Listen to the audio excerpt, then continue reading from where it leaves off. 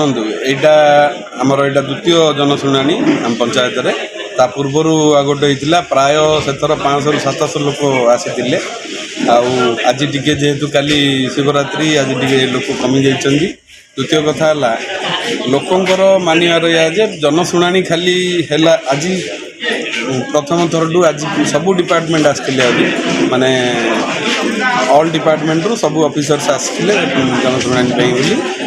ଭଲ ଭାବରେ ଅନୁଷ୍ଠିତ ହୋଇଛି। କିନ୍ତୁ ଲୋକଙ୍କର ଅଭିଯୋଗ ଆସୁଛି କ'ଣ ନା, ଆମେ ଜନଶୁଣାଣିରେ ଯାହା ବି ଦେଉଛୁ ଫଳପ୍ରଦ ହେଉନି, ସବୁଯାକ ଇଏ ହେଉନି। ସେଥିପାଇଁ ଲୋକଙ୍କୁ ବୁଝାଇବାକୁ ପଡ଼ୁଛି, ନାଇଁ ହେବ କିଛି ନା କିଛି ଚାଲିଛି, ମାନେ ପୁରା ନହେଲେ ବି କିଛି ଲୋକଙ୍କର କାମ ହେଉଛି।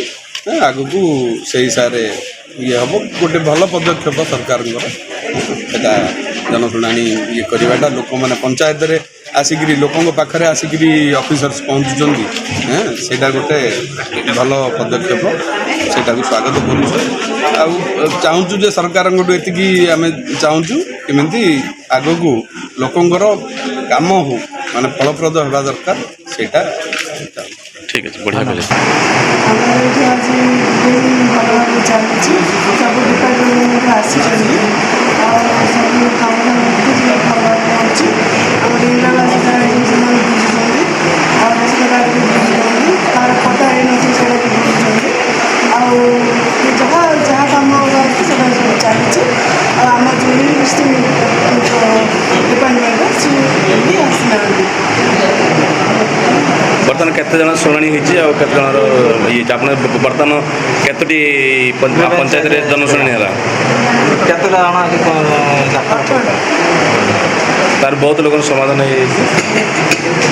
ସାର୍ ଆପଣ ପଞ୍ଚାୟତ ମୁଁ ଲକ୍ଷ୍ମଣ ସେଠୀ, ଗ୍ରାମ ପଞ୍ଚାୟତ ସରପଞ୍ଚ ପ୍ରତିନିଧି। କ'ଣ କହିବେ ଆଜି କ'ଣ ପଞ୍ଚାୟତରେ ବିଭିନ୍ନ କାର୍ଯ୍ୟକ୍ରମ ହେଉଥିଲା? ଆଜି ଏଠି ବହୁତ ଲୋକ ସମାଗମ ହୋଇଛନ୍ତି। ପ୍ରଥମ ଥର ବି ହେଇଥିଲା, ବହୁତ ଲୋକ ହେଇଥିଲେ। ଆଜି କମ୍ ଲୋକ, କାରଣ ଶିବରାତ୍ର ବାସିଟା, ତେଣୁକରି ଲୋକମାନେ ଅଳ୍ପ ଲୋକ ଉପସ୍ଥିତ ରହି, ତଥାପି ବହୁତ ଲୋକ ରେଜିଷ୍ଟ୍ରେସନ୍, ଇନ୍ଦିରା ଆବାସ, ରାସନ କାର୍ଡ଼ ଆଉ ପଟା ବିଭିନ୍ନ ଡିପାର୍ଟମେଣ୍ଟର ସବୁ ଆସିଛନ୍ତି, ଆମ ଏଠି ଉପସ୍ଥିତ ଅଛନ୍ତି। ସମସ୍ତ ସହିତ ସମାଧାନ କରିଛନ୍ତି।